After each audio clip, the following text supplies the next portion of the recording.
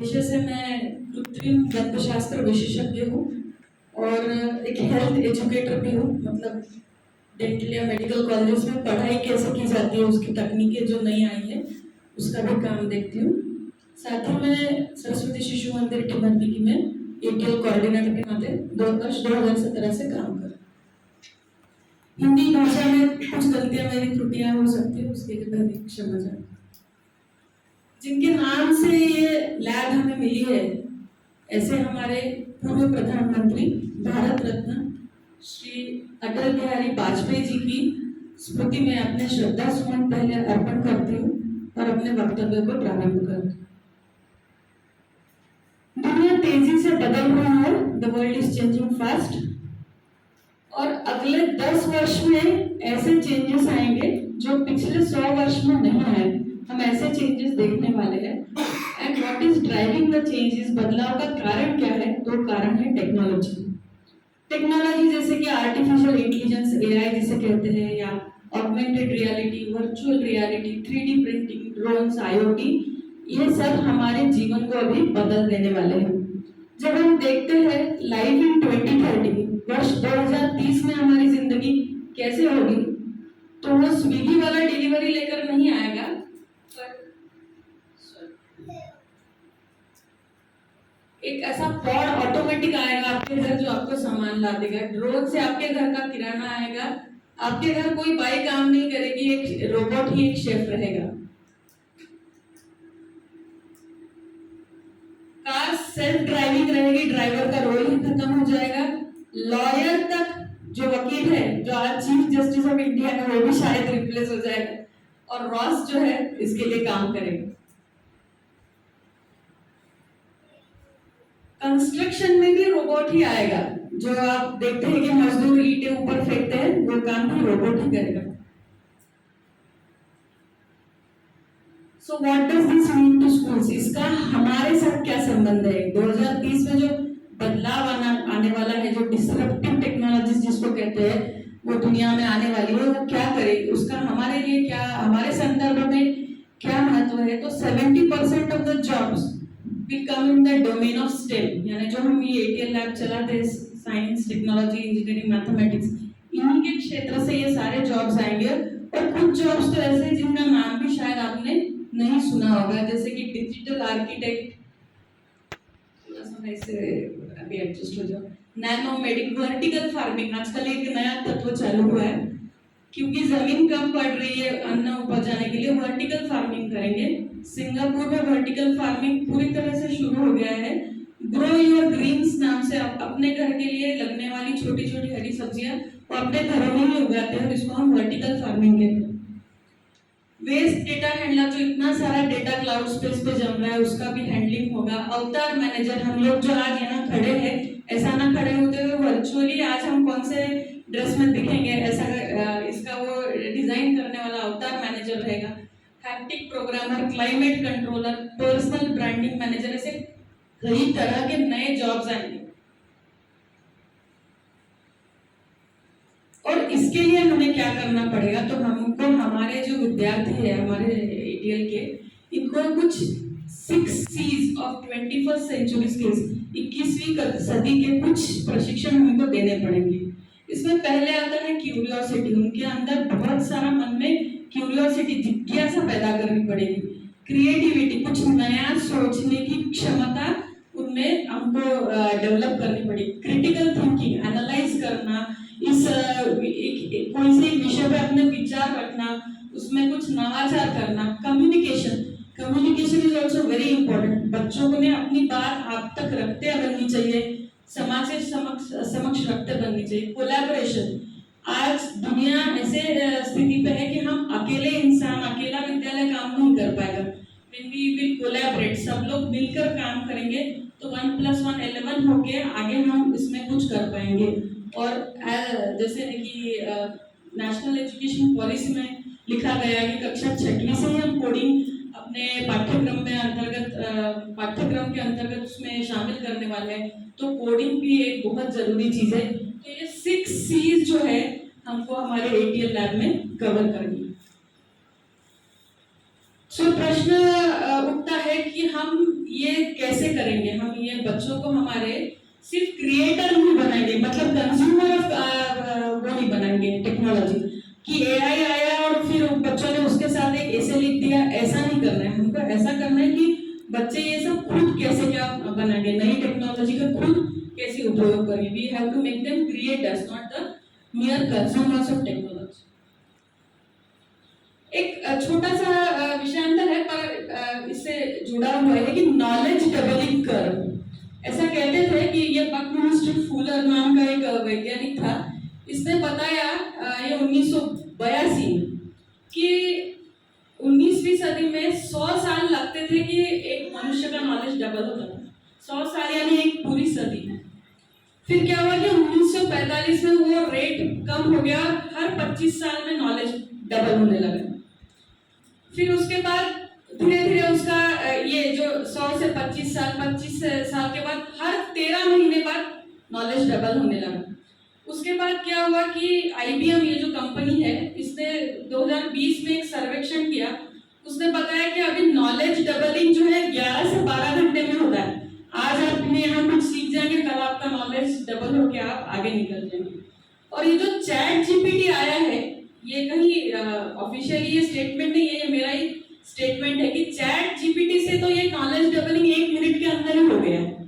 अगर आप कोई भी चीज आज ढूंढते हैं चैट जीपीटी पे, कोई यूज करता है चैट जीपीटी यहाँ पे, तो 1 मिनट के अंदर आपको कोई भी जानकारी मिल जाती है। सो नॉलेज और इंफॉर्मेशन का इतना ज्यादा अपने ऊपर प्रभाव है, हमारे हाथ में नॉलेज है, पर उसका सही दिशा से उपयोग कैसे करना है, इसके लिए हमको प्रयास करने चाहिए। हमको परिवर्तन के अनुरूप खुद को ढालना ही होगा, क्योंकि अगर हम ऐसा नहीं करते हैं तो ये जो फास्ट चेंजिंग वर्ल्ड है, इसमें ऐसा होने वाला है कि the big will not beat the small anymore. कोई भी बहुत बड़ा विद्यालय छोटे विद्यालय को आगे नहीं जाएगा। It is the fast who will beating the slow. इतना विद्यालय बहुत छोटी जगह का होगा, पर अगर वो फास्ट काम करता है, फास्ट इन सब टेक्नोलॉजीज को अपनाता है, तो आपसे कब आगे निकल जाएगा वो आपको पता नहीं चलेगा। सो टेक्नोलॉजी का सही इस्तेमाल और एट द फास्ट पिच, जैसे दुनिया बदल रही है उसके हिसाब से हमको बदलना ही होगा।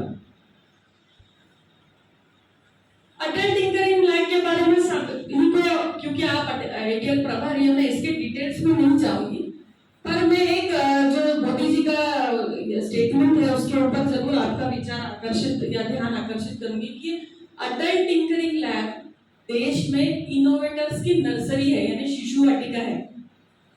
पिछले साल जो प्रौद्योगिकी दिवस होता है, नेशनल टेक्नोलॉजी डे, उस दिन उन्होंने कहा था। तो आप सोचिए कि विद्या भारती के पास पूरे भारत भर में करीबन 700 से 800 ATL है, तो हमारे पास कितना बड़ा एसेट है।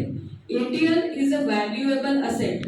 इसमें मैं थोड़ा सा एडिशन करूंगी, a functional ATL is a valuable asset. अगर वो सुचारू रूप से चल रहा है तो एसेट है, अदरवाइज अगर सामान वैसे का वैसा पड़ा है तो मैं उसकी तुलना एक एयरक्राफ्ट से करूंगी जो उड़ान नहीं भर रहा है, जो हैंगर में लटका पड़ा हुआ है या एयरपोर्ट पर सिर्फ खड़ा है।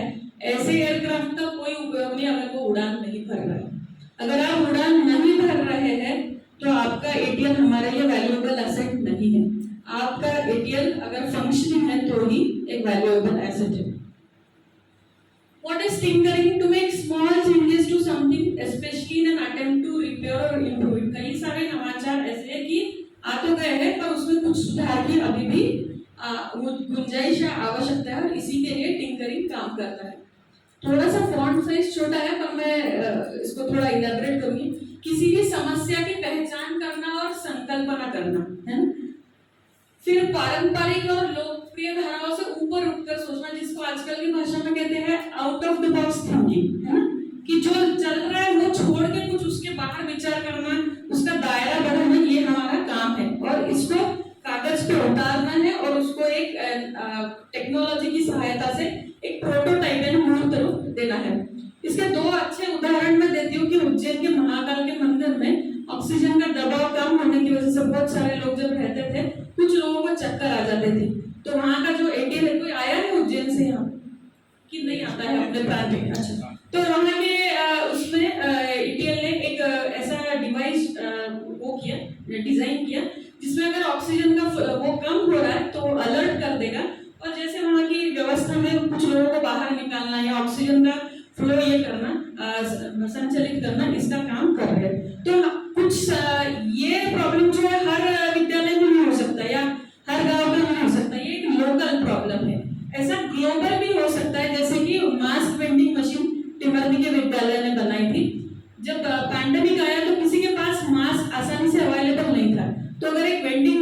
जाके 5 रुपए का सिक्का डाले और अपने आप मास्क बाहर आए, तो ये ग्लोबल प्रॉब्लम का एक सोल्यूशन था।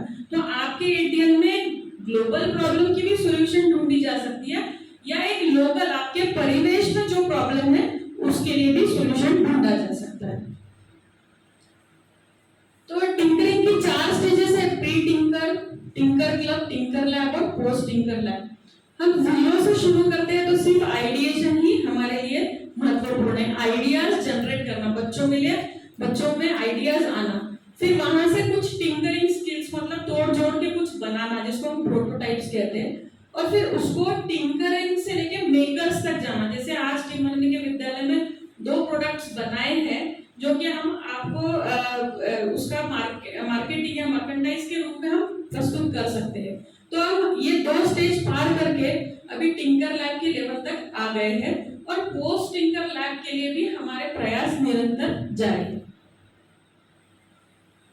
कुछ सक्सेस स्टोरीज देखते हैं कि ये इसलिए जरूरी भी है क्योंकि winners don't do different things, they do things differently. जो भी ये एटीएल ऑफ द मंथ जीतता है या एटीएल मैराथन में अच्छे इसमें आगे पोजीशंस पे जाता है, वो विद्यालय के पास वही संसाधन है जो आपके पास है।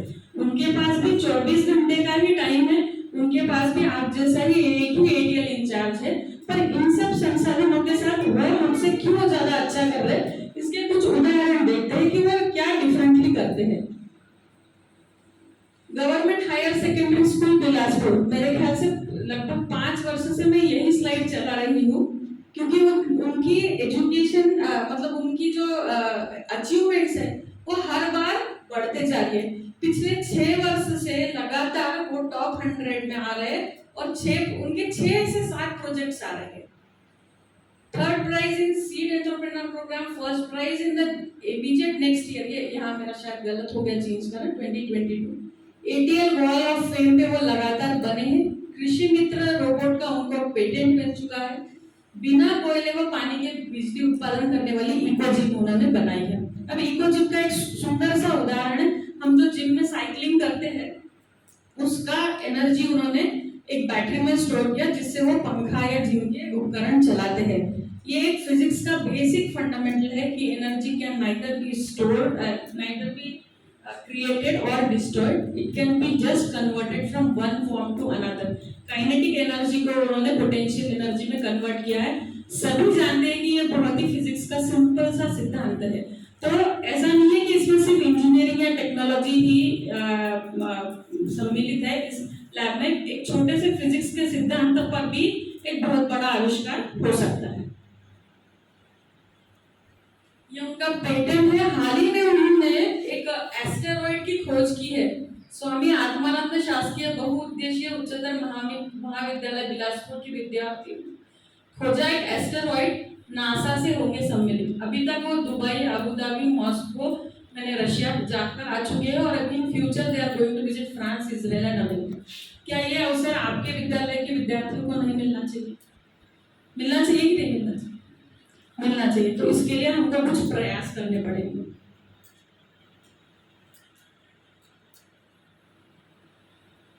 एक ये हाल ही का उदाहरण है, 8 जून को ये रिजल्ट आया था।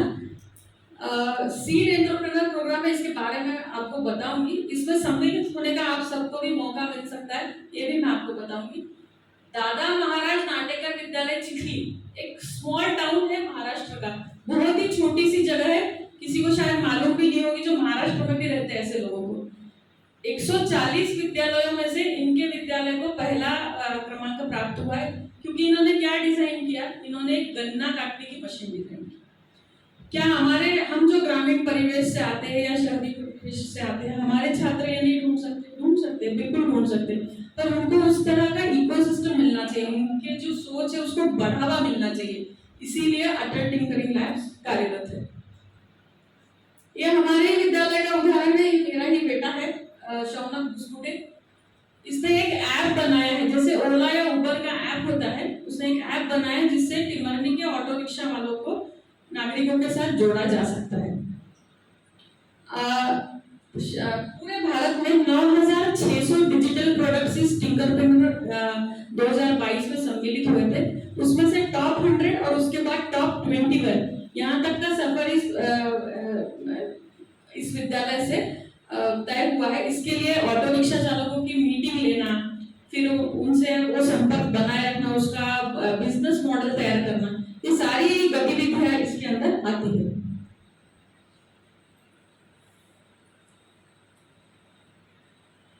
एक गणेश चतुर्थी रोबोट भी हमारे विद्यालय में चेतन जी के मार्गदर्शन में बनाया गया था। और आविष्कार जो हमारा वेंडर है अटल एवीएम इन्फोटेक, वो आजकल ये वीडियो सभी को दिखा रहे हैं। इसमें सबसे पहला वीडियो जो है, अगर आप ये लिंक मैं बाद में ग्रुप पर शेयर करूंगी, ये टिमरनी के विद्यालय का बनाया हुआ गणेश चतुर्थी का रोबोट है। और कल ही मुझसे बात हुई थी जब बताया कि राजस्थान के एक आईएएस ऑफिसर को ये वीडियो बहुत पसंद आया, उसने दोबारा देखा है कि ये कैसे इतना सुंदर गणेश जी बच्चों ने रोबोटिक्स से डिजाइन किया। एटीएल एक्टिविटीज पे आते हैं। ATL school of the month, ATL marathon, tinkerpreneur, ATL children's day, ATL community day, ये सारी बेसिक एक्टिविटीज है। इसके साथ साथ अन्य कई एक्टिविटीज जैसे कि आविष्कार का मैकेथॉन या कोडीएवर या अन्य अनेक national innovation challenge by ISRO, space innovation challenge, जैसे कई सारी गतिविधियां चलती है। School of the month flagship ATL marathon एक फ्लैगशिप इनोवेशन चैलेंज है, जहाँ पे बच्चों से ऐसा अपेक्षित है कि वो अपने छोटे छोटे प्रॉब्लम्स ढूंढे और उसके ऊपर एक सॉल्यूशन बना के वर्किंग प्रोटोटाइप बनाए। मैं एक उदाहरण देती हूँ। वर्ष 2017 में हमने जब पहली बार एटीएल मैराथन में पार्टिसिपेट किया, हम टॉप 100 में आए। उसके तहत क्या हुआ कि हमको एक वाइब्रेंट गुजरात समिट में जाने का मौका मिला। वहां पे हमारे बच्चों ने सीएम विजय रूपाणी तत्कालीन चीफ मिनिस्टर थे, उनसे बात की। और आज यही लड़का जो है पलकेश निर्मल हमारा एटीएल असिस्टेंट है। मतलब एटीएल के सिर्फ इतनी ही आयाम नहीं है कि आप एक प्रोटोटाइप बनाएंगे और आगे कुछ उसका अवार्ड मिलेगा या नहीं मिलेगा, कई सारे नए अवसर इस एटीएल की वजह से मिलते हैं। एटीएल मैराथन 2020 जो पैंडेमिक में था, तब मैं बताना चाहूंगी कि हमारे पास एटीएल इंचार्ज भी नहीं था, सिर्फ एटीएल असिस्टेंट ही था हमारे पास। उसके साथ हमने 7,200 इनोवेशंस में हम टॉप 300 में आए, जिसमें 32 स्टेट्स और 324 डिस्ट्रिक्ट्स और 1000 एटीएल्स ने भाग लिया था। मतलब 1000 एटीएल्स जब किसी कंपटीशन में उतरती है तो आप समझ लीजिए कंपटीशन कितना तगड़ा होगा। 1000 एटीएल्स की आइडियाज के बीच में अगर आपको टॉप 300 में पोजीशन मिलता है, मतलब वो सही में नवाचार, कुछ नया है। इसके बाद क्या होता है कि जिस भी बच्चे को एटीएल मैराथन में कुछ टॉप 100 या 300 में रैंक मिलता है, उसको एक स्टूडेंट इंटरप्रेटरशिप प्रोग्राम करने को मिलता है। इसमें भी हमने पूरा कार्यक्रम ऑनलाइन, क्योंकि तब पैंडेमिक था 2020 में, हमने ये ऑनलाइन प्रोग्राम पूरा किया और टॉप 30 में आए, जिसका पूरा उल्लेख कॉफी टेबल बुक पे किया है।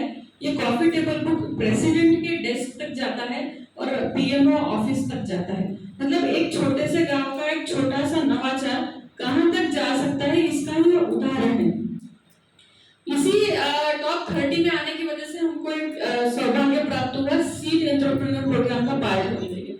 ये सीड एंटरप्रेन्योर प्रोग्राम जो है डसॉल्ट सिस्टम्स, जो राफेल बनाती है वो कंपनी पुणे से चलाती है, और इस प्रोग्राम के 2 सीजन में हमने आज तक पार्ट कर लिया है। इसमें अतिरिक्त 21,000 की फंडिंग भी मिली है और अब हम इसके सीजन 6 के लिए भी तैयार है, हमारा रजिस्ट्रेशन हो चुका है।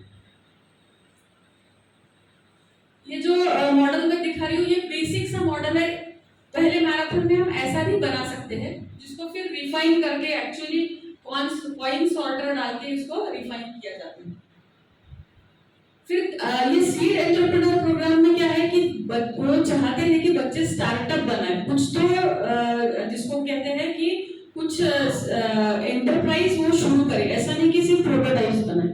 इसमें हमारे बच्चों ने कामधेनु पेपर नाम का एक पेपर बनाया था, जिसमें गोबर और जो कागज की लुट्टी होती है, गोबर से फाइबर एक्सट्रैक्ट करके इसका पेपर बनाया था। फिर इस वर्ष हमारे बच्चों ने बनाया एक स्केप्स। उसका वीडियो नहीं चल रहा है, मैं उसके बाद दिखाऊंगी। अभी ये जो सीड एंटरप्रेन्योर प्रोग्राम में जो उसके अंतर्गत हमारे बच्चे सॉफ्टवेयर यूज करते हैं, उसका नाम है 3DS। ये 3D एक्सपीरियंस सॉफ्टवेयर को अभी महिंद्रा एंड महिंद्रा, शायद सबने नाम सुना होगा, जो गाड़ी बनाती है बोलेरो, एक्सयूवीज, ऐसी जो महिंद्रा एंड महिंद्रा कंपनी है, इसने ये क्लाउड को, इनके जो क्लाउड को डिजिटल ट्रांसफॉर्मेशन के लिए अपनाया है। सोचिए, महिंद्रा एंड महिंद्रा जैसी कंपनी जिस सॉफ्टवेयर को इंडोर्स कर रही है, वो सॉफ्टवेयर आपके स्कूल के 6 बच्चे 2 वर्ष से अगर इस्तेमाल कर रहे हैं, अगर कभी उनको भविष्य में महिंद्रा एंड महिंद्रा में जाने का मौका मिलता है, तो उनको निश्चित बाकी लोगों से एक एडवांटेज मिलेगा कि हाँ भैया, इसने ये सॉफ्टवेयर पे पहले से ही काम किया है।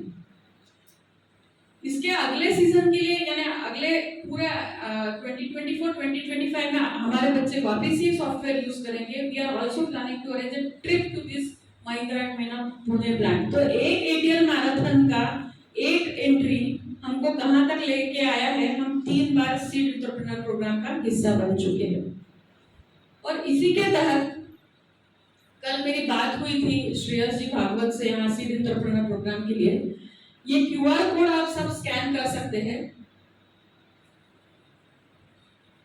और आप ये, इसका लास्ट डेट 15 जुलाई निकल चुका है, पर केवल मैंने बताया कि मैंने यहाँ 29 एटीएल इंचार्जेस को वो कर रही हूँ, एड्रेस कर रही हूँ, तो उन्होंने आपके लिए ये डेडलाइन एक्सटेंड किया है। सभी विद्यालयों से ये फॉर्म आपको भरवाना है। सभी विद्यालय इसके लिए अप्लाई करेंगे, इसमें सिलेक्ट होना कि नहीं होना वो डिसाइड करेंगे। इस बार शॉर्ट लिस्टिंग का कुछ अलग तरीका वो यूज करने वाले हैं, पर हो सकता है कि आपको इसमें सहभागिता होने का एक चांस मिल जाए। इसलिए जितने भी लोग आज आए हैं, कृपया ये फॉर्म भर के ही जाएंगे। कल से ये शुरू होने वाला है, जुलाई 21 क्रिएटिविटी वीक। इसके लिए भी सभी ने रजिस्टर करना है और अपने अपने विद्यालयों के विद्यार्थियों को उसमें सहभागिता लेने के लिए प्रेरित करना है। तो बहुत ही अच्छी खबर मैं अभी आपको देने वाली हूँ। हर बार जब भी हम लोग सर्वे करते हैं और हम पूछते हैं कि आपका विद्यालय स्कूली आवर्स के बाद भी काम करता है क्या, तो 50% मतलब 22 लोगों के रिस्पॉन्सेस आए हैं।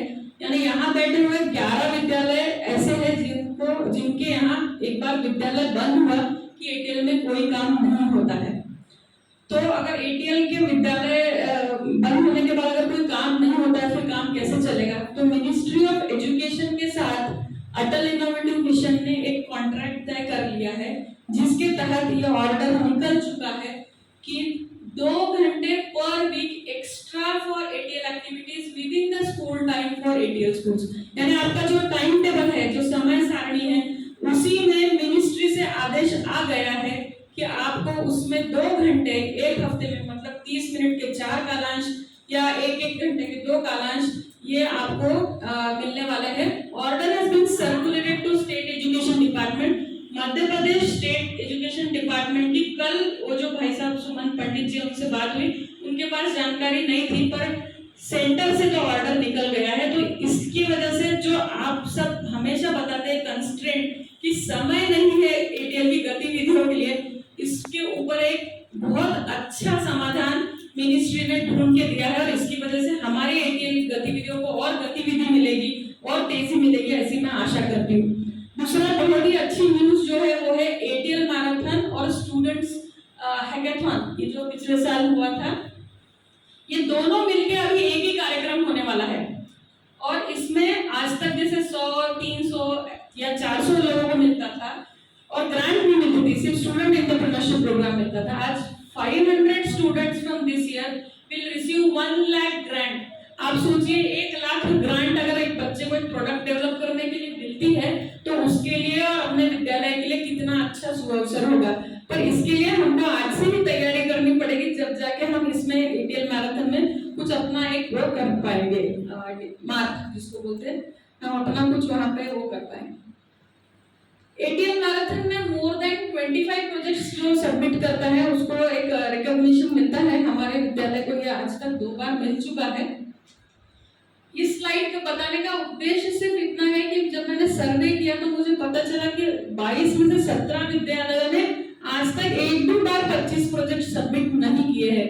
तो ये एक बहुत बड़ा नंबर है, आपके लिए बहुत बड़ा चैलेंज है कि आप अभी से शुरू करेंगे तैयारियां। तो जब ये मैराथन आएगी तो आपने इस बार संकल्प लेके जाना है आज कि हमको 25 प्रोडक्ट्स जो है इस बार एटीएल मैराथन में सम्मिलित करने हैं, क्योंकि आप देख रहे हैं कि राशि कितनी बड़ी है। यहाँ जब 500 विद्यार्थियों को 1 लाख रुपए ग्रांट मिलने वाला है, तो 25 प्रोजेक्ट सबमिट करना हम सबका कर्तव्य बनता है। Why it is important to participate in ATL marathon? हमने जब सर्वे किया तो हमको पता चला कि कई ऐसे विद्यालय हैं जो एटीएल मैराथन में सहभागिता नहीं करते, है ना? है ऐसे विद्यालय, सर्वे में है इसका करीबन 18% ऐसे हैं विद्यालय जो इसमें नहीं काम कर रहे हैं। क्यों पार्टिसिपेट करना चाहिए इसमें? इसका मैं कुछ कारण बताती हूँ। जब आप कोई एक प्रोग्राम कार्यशाला, जैसे आज की कार्यशाला है, ये कुछ ऑर्गेनाइज होती है तो उसके लिए कुछ लोग मिलकर काम करते हैं। जब एटीएल मैराथन के लिए मिलकर कुछ बच्चे काम करते हैं तो एक स्कूल में एक इनोवेशन का माहौल तैयार होता है। They start thinking about innovations. बाजू वाला क्या सोच रहा है, मैं उससे क्या अलग सोच रहा हूँ, ये सोचना शुरू करते हैं। जो हमने पहली स्लाइड में कहा था कि the 6 C's of 21st century skills, so starting thinking about innovations is also one of the skills. They learn to work in a team, collaboration. दुनिया और ऐसे पायदान पे कि अकेला व्यक्ति सब नहीं कर पाएगा, उसको एक टीम के साथ काम करने की आदत डालना एटीएल सिखाता है। They learn to communicate, एक कैमरा को फेस करना है, एक वीडियो बनाना है 3 मिनट की या 1 मिनट की, तो कैमरा के सामने कैसे बोलना है, बीच में अटकना नहीं है।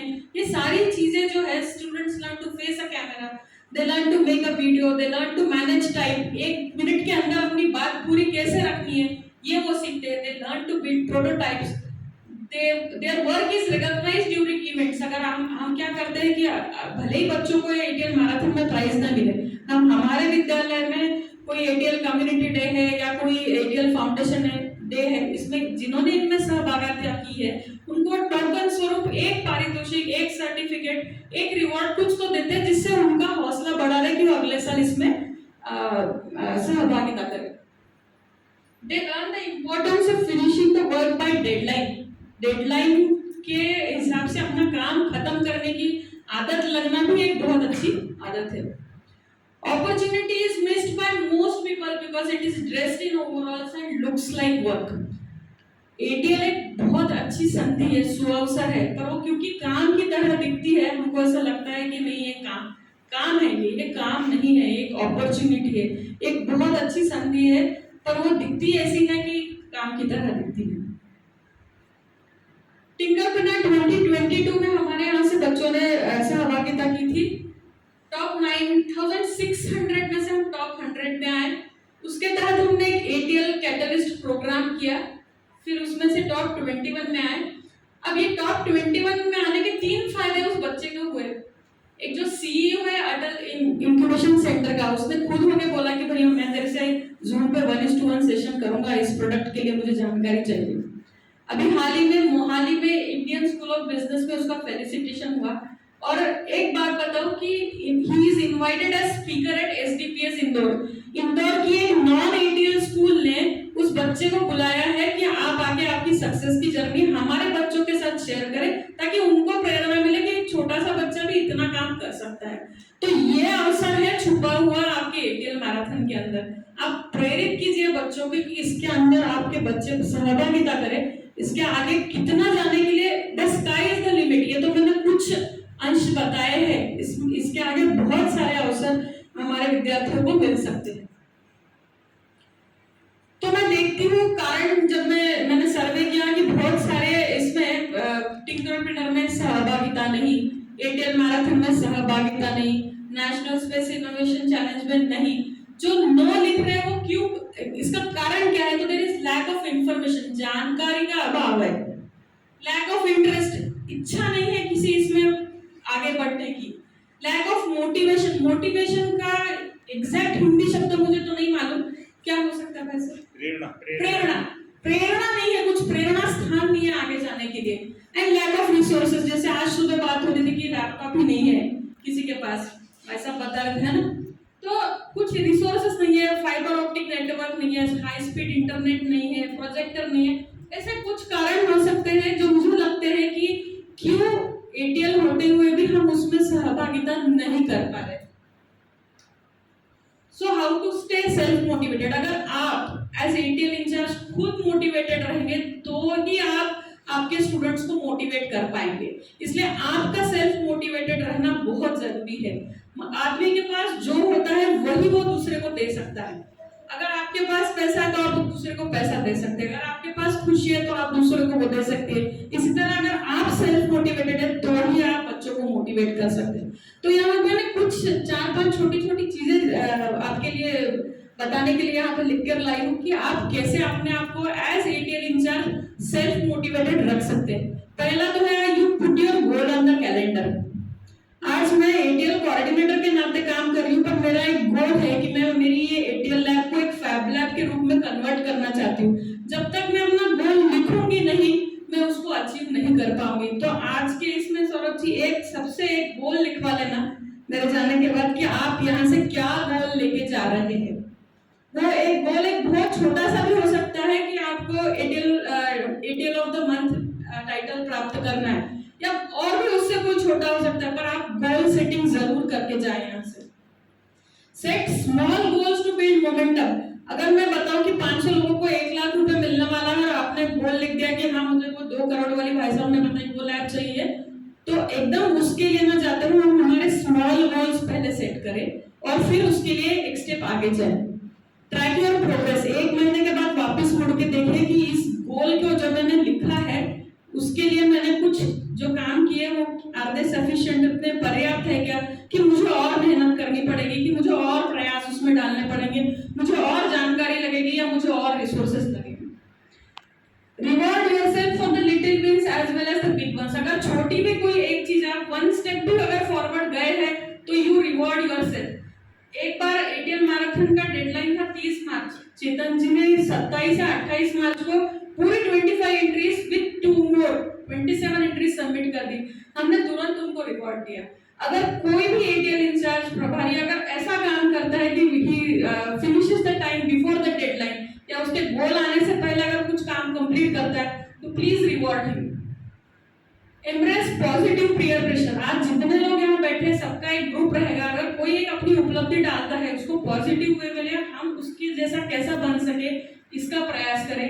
Practice gratitude. आपको इतनी अच्छी एक संधि मिली है, एक अवसर मिला है एटीएल इंचार्ज बनने का, उसके लिए ग्रेटिट्यूड व्यक्त करते हुए भगवान का धन्यवाद देते हुए इस काम में आप लग जाए कि मुझे इस लैब को एक सुचारू रूप से चलाना है। 2047 तक एक विकसित भारत बनाना है, ये हम सबका सपना है, सिर्फ मोदी जी का नहीं है। और इसमें जैसे गिलहरी ने राम सेतु में अपना योगदान दिया था वैसा योगदान एज एटीएल इंचार्ज आप सबके सौभाग्य में लिखा है। आप जिन विद्यार्थियों को तैयार करेंगे वो आगे भविष्य का भारत बनाने में बहुत महत्वपूर्ण योगदान देंगे। इसलिए आपका योगदान, आपका रोल इसमें बहुत महत्वपूर्ण है। It always takes lot of people to make a winning team.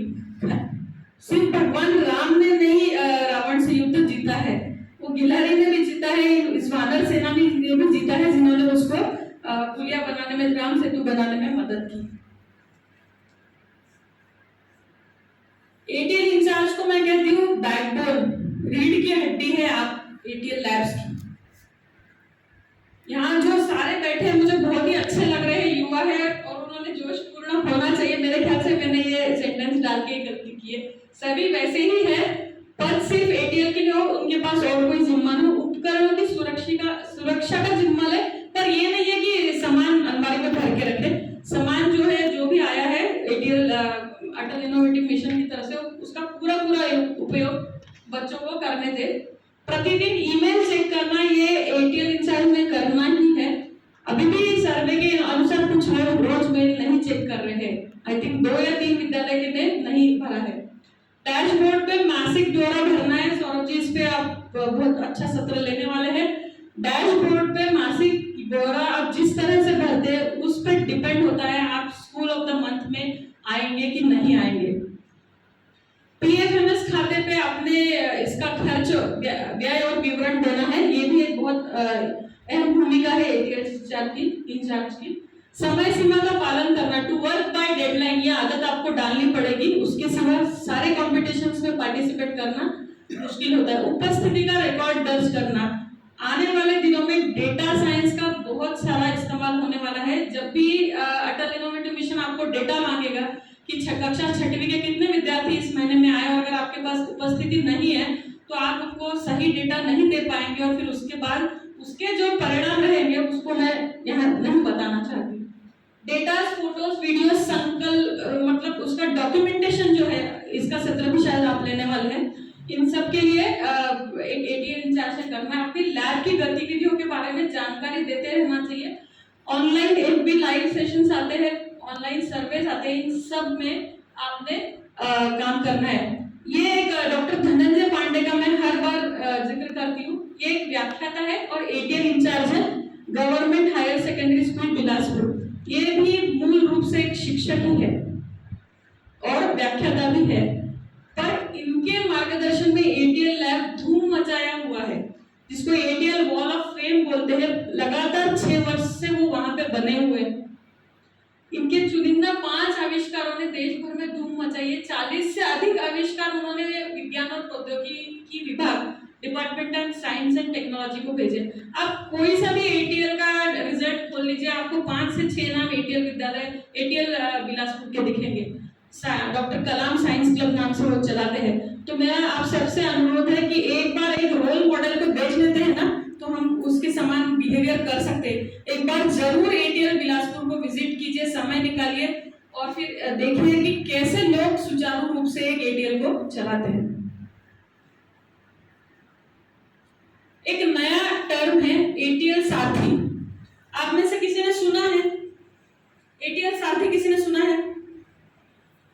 ATL सारथी का मतलब सब जानते हैं। सारथी हम जब कहते हैं तो हमारे सामने भगवान कृष्ण आ जाते हैं।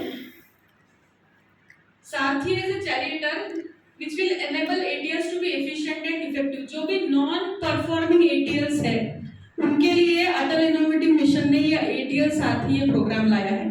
इसमें क्या कर सकते हैं कि कुछ क्लस्टर बनाना है, मतलब एक डिस्ट्रिक्ट या ज्योग्राफिकली जो पास एरियाज है वहां के एक अच्छा विद्यालय और 2-4 वीक एटीएल स्कूल्स, ऐसा मिला के क्लस्टर बनाना है। उनका एक छोटा सा कुछ अलग एसओपीज जिसको बोलते हैं स्टैंडर्ड ऑपरेटिंग प्रोटोकॉल्स अटल इनोवेटिव मिशन ने बनाए हैं। उनको डैशबोर्ड में अपनी एक्टिविटीज, गतिविधियां भरने के लिए भी हेल्प मिलेगी और उनका ऑन ग्राउंड असेसमेंट होगा। उनका वहां आकर अटल इनोवेटिव मिशन वाले देखेंगे कि यहाँ क्या प्रॉब्लम है और यहाँ क्या कर सकते हैं। तो इसके लिए क्या करना है, तो सिर्फ मुझे बताना है कि कौन से विद्यालय ये करना चाहते हैं, एकत्रित आना चाहते हैं। फिर मैं ये मेल उनको फॉरवर्ड करूंगी, वहां से मिशन डायरेक्टर जी का अप्रूवल आएगा। इसमें उन्होंने कहा है कि क्लस्टर मैक्सिमम 30 एटीएल्स का हो सकता है, पर क्योंकि हमारा बहुत बड़ा प्रांत है हम 2 क्लस्टर्स भी बना सकते हैं कि जो छोटे छोटे। इसमें उनकी क्या अपेक्षा है, जो उन्होंने कल मुझे फोन से बताई वो मैं बता रही हूँ। 1 या 2 प्रिंसिपल हो, उसमें 2 या 3 एक्टिव एटीएल इंचार्जेस हो, एक विद्या भारती की तरफ से एक ऑफिशियल उसमें हो, एक मेंटर ऑफ चेंज, जो रीजनल मेंटर ऑफ चेंज है अगर अलॉटेड है तो वो रहेगा या नीति आयोग आपको देगी, और एडवाइजरी कमेटी मेंबर्स जो भी एक्टिव है, ऐसा मिला के एक क्लस्टर बनेगा। और ये क्लस्टर एटीएल सारथी के रूप में, मतलब वो अपने को हैंड होल्ड करेंगे आगे जाने के लिए, हाथ पकड़ के अपने को चलना सिखाएंगे क्योंकि हम नहीं चल पा रहे। एटीएल सारथी में एक 11 ऐसा पहले होगा ऑन बोर्डिंग, मतलब ऑफिशियल जो भी डॉक्यूमेंट्स है उसका मेमोरेंडम ऑफ अंडरस्टैंडिंग साइन होगा। नॉन परफॉर्मिंग स्कूल्स के लिए ये एटीएल सारथी प्रोग्राम है। इसमें ट्रेनिंग प्रोग्राम्स भी होंगे और 3 महीने के बाद एक क्लस्टर लेवल का हैकाथॉन होगा। मतलब जो विद्यालय नई एटीएल मैराथन में पार्टिसिपेट कर पा रहा है वो अपने ही जैसे 2-3 नॉन परफॉर्मिंग एटीएल स्कूल्स के हैकाथॉन में पार्टिसिपेट करेगा। तो इसका एक उदाहरण उन्होंने मुझे कल बताया, मैसूर में ये प्रयोग हुआ है, सफल है। मैसूर डिस्ट्रिक्ट में 22 एटीएल्स थे, उसमें से 18 जो है नॉन परफॉर्मिंग थे। उन्होंने क्या किया, ये 17 नॉन परफॉर्मिंग के साथ एक जो बेस्ट परफॉर्मिंग स्कूल था उसको हब एंड स्पोक मॉडल बोलते हैं। मतलब एक बीच का बिंदु और स्पोक मतलब कई सारे, जैसे अपना साइकिल का व्हील होता है ऐसे। तो ये हब एंड स्पोक मॉडल हम हमारे कुछ विद्यालय जो नहीं कर पा रहे कुछ भी काम, उनके लिए यूज कर सकते हैं और बाकी विद्यालय उनको आगे लेके जा सकते हैं। जैसे सौरभ जी का विद्यालय है, वो बाकी विद्यालयों को उनके इसमें बाकी कामों में मदद करता है। तो पीएफएमएस या एटीएल डैशबोर्ड, इसी तरह बाकी एक्टिविटीज के लिए भी वो प्रेरित कर सकता है। और ये जो है कॉमन मिनिमम प्रोग्राम, ये मैंने डिजाइन किया है क्योंकि मुझे कल तक मालूम नहीं था कि एटीएल साथी लॉन्च हुआ। कल रात को मेरी यहीं से बात हुई जब मुझे पता चला, पर मैं यहाँ आ रही थी और मुझे ऐसा लग रहा था कि मैं जो नॉन परफॉर्मिंग एटीएल से उनके लिए मैं क्या करूं। तो मैंने कुछ गाइडलाइंस चर्चा से निकाल कर लेके आई थी। Mass activity for 6th and 7th grade students. हमारे यहाँ क्या हो रहा है कि लक्ष्य बहुत बड़ा है, पर हमारे केवल 20 या 30 एटीएल विद्यार्थी ही हर साल काम करते हैं और निकल जाते हैं। नए विद्यार्थियों की एंट्री या वो नहीं हो पा रहा है, और ये प्रॉब्लम सब दूर है। ऐसा नहीं कि सिर्फ अपने विद्यालय की है, बाकी भी जब मैं बात करती हूँ इवन केवीज में, मतलब केंद्रीय विद्यालय में भी यही स्थिति कि नए बच्चे नहीं आ रहे। तो क्या करना है, जो कक्षा 6वीं आती है उसका जून जुलाई में एक मास लेवल पर प्रोग्राम कर लीजिए। जैसे 2 दिन का एक वर्कशॉप कीजिए जिसमें उनको रोबोटिक्स से कुछ बनाने के छोटे छोटे प्रयोग करवाइए, so that the students get excited, उनको लगे कि हाँ मैं कुछ बना पा रहा हूँ। और जब वो कुछ बनाएंगे तो फिर वो आगे जाएंगे और फिर उनमें से आप टीचर छांट सकता है कि हाँ भैया ये है। ऐसा नहीं कि एटीएल हर विद्यार्थी के लिए, पर उसमें से छांटने के लिए आपको पहले एक मास लेवल पे प्रोग्राम करना पड़ेगा। दूसरा है target 100 new students of ATL this year. इस बार हमने सबने यहाँ से संकल्प ही लेके जाना है कि हम इस बार 100 नए बच्चों को इस एटीएल में जोड़ेंगे। और इसमें मैंने लिखा भी है कि हम बाकी विद्यालयों के भी बच्चे आ सकते हैं, 80 आपके और 20 बाकी परिवेश के विद्यालयों से भी ले सकते हैं। पर टारगेट रखें कि आप 100 स्टूडेंट्स को, नए स्टूडेंट्स को इस वर्ष एटीएल में जोड़ेंगे। Follow the ATL calendar and curriculum का मैंने एक सर्वे किया था जिसमें पता किया मुझे कि लोगों ने डाउनलोड तो किया है करिकुलम, कुछ ने तो नहीं किया है। 3 स्कूल्स ने, 17-18 स्कूल्स ने किया है, पर उसको फॉलो करने के लिए डाउनलोड करने के बाद कुछ एक्टिविटीज है वो कब करेंगे। तो उसमें लिखा है कि हमने कुछ एक्टिविटीज की। तो इस तरह का ये एटीएल कैलेंडर है, इसका एक पीडीएफ फाइल मैं ग्रुप पे सर्कुलेट करूंगी। अब इसमें भी हम कुछ कोलैबोरेशन में काम कर सकते हैं। अभी जुलाई तक का तो महीना गया, इसलिए मैं अगस्त और सितंबर की बात कर रही हूँ। अगस्त महीने की एक्टिविटी ऑफ द मंथ है generate electricity using piezo electric plate and LED lights, है ना। तो और सितंबर महीने की गतिविधि है कि एक 3D प्रिंटेड मोबाइल स्टैंड बनाना है। तो अगर आज हम यहाँ जो कल प्लानिंग करने वाले हैं कार्य योजना की, उसमें ये प्लान कर ले कि कौन 2 एटीएल इंचार्जेस इस प्रोजेक्ट को लीड करेंगे। इसके लिए लगने वाला साहित्य आपके पास जाने के बाद देखेंगे है कि नहीं है। अगर नहीं है तो उसको प्रोक्यूर करेंगे। उसको कैसे करेंगे, 3D प्रिंटेड ये जो डिजाइन है, क्या आपके 3D प्रिंटर पे इतना बड़ा डिजाइन निकल सकता है। अगर ये तैयारी हम जुलाई महीने में नहीं करेंगे तो हम अक्टूबर तक की गतिविधियां नहीं कर पाएंगे। भले ही एटीएल कैलेंडर अटल इनोवेटिव मिशन ने पूरा 12 महीने का कैलेंडर फरवरी तक बना के दिया है, जब तक हम इस कैलेंडर पे बैठ आएंगे हम उसमें पार्टिसिपेट करेंगे। We are not concerned about the results. हमको सिर्फ ये चाहिए कि हमारे बच्चे 1 स्टेप फॉरवर्ड जाए, सभी गतिविधियों में पार्टिसिपेट करें। 25 projects in ATL marathon, 81.8% schools, 22 में से 81% स्कूल्स, मतलब ऑलमोस्ट 17 से 18 विद्यालय ने आज तक एक भी बार 25 प्रोजेक्ट्स नहीं सबमिट किए हैं। आप सब यहाँ से आज वो तय करके जाए, गोल सेट करके जाए कि इस वर्ष हम एटलीस्ट 25 मॉडल तो बनाएंगे ही बनाएंगे। Register for made in 3D seed entrepreneur programme, मैंने जो लिंक दी है, जिन्होंने आपके लिए डेडलाइन एक्सटेंड की है, प्लीज आज ये फॉर्म भरेंगे हम यहाँ से और उसमें अपन पार्टिसिपेट करेंगे। इसमें एक और मैं मुद्दा बताना चाहूंगी कि Dassault system all girls team को फेवर करती है। अगर आपका विद्यालय ऑल गर्ल्स टीम बनाता है तो उसको एक एडेड एडवांटेज मिलता है। तो कोई आप में से एक ऐसा विद्यालय हो, जैसे दीदियां जिस इसकी एटीएल इंचार्ज है, आप ऑल गर्ल्स टीम बनाए, आपको इसमें एक एडेड एडवांटेज मिलेगा। अब सही में 6 लड़कियां ढूंढी है, कक्षा 8वीं 9वीं और 11वीं से एक ऐसा मिला के, और इसमें टीम बनाई है।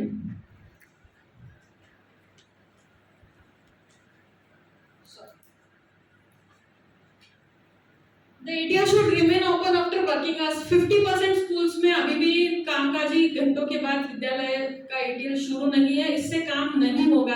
अगर 25 मैराथन में वो देने हैं अपने को अगर प्रोजेक्ट्स, तो इसके बाद इसको शुरू रखना ही पड़ेगा। Should open during summer vacation. 45.5% schools का सिर्फ खुल रहा है। 55% स्कूल्स आज भी ड्यूरिंग समर वेकेशन यानी ग्रीष्मकालीन अवकाश के दौरान ATL को बंद रखते हैं। इससे गतिविधियों में अंतर आएगा। आप उसको चालू रखेंगे। Support from peers, advisory committee, other ATL incharge, alumni. अगर आप कुछ नहीं कर पा रहे, आपको कुछ तकनीकी डिटेल्स आ रही है, आप आपके बाजू वाले ATL इंचार्ज से पूछिए ना।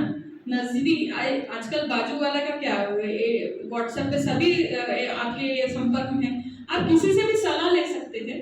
और ये सब अगर आप करेंगे, मिनिमम इतना करेंगे, तो निश्चित रूप से आप जब अगली बार इस कार्यशाला में आएंगे तो इस सर्वे के जो रिजल्ट्स है, मैं वापस यही सर्वे सर्कुलेट करूंगी और निश्चित रूप में उस दोनों का फर्क मैं आपके सामने रखूंगी। ATL एक टीम है, प्रिंसिपल, टीचर्स, ATL कोऑर्डिनेटर, सबका ही रोल इसमें इंपॉर्टेंट है। समय के अभाव में इसमें नहीं जा रही हूँ। अगर कोई शिक्षक है उनके लिए ये अपील है। बहुत बार ऐसा देखा जाता है कि शिक्षक ATL इंचार्ज को सपोर्ट नहीं करते हैं ATL एक्टिविटीज के लिए, पर उनको ये समझाना जरूरी है कि encourage students to visit ATL. ATL is an integral part of the school.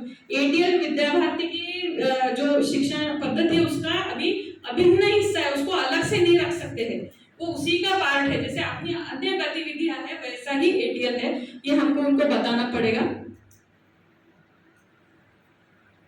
Our role in adulting curriculum, grant in money, grant in tax, grant in aid का जो पैसा है वो टैक्स पेयर्स का पैसा है, किसी के भी मेहनत का पैसा है, उसको हम ऐसा वो नहीं होने दे सकते, जाया नहीं होने दे सकते।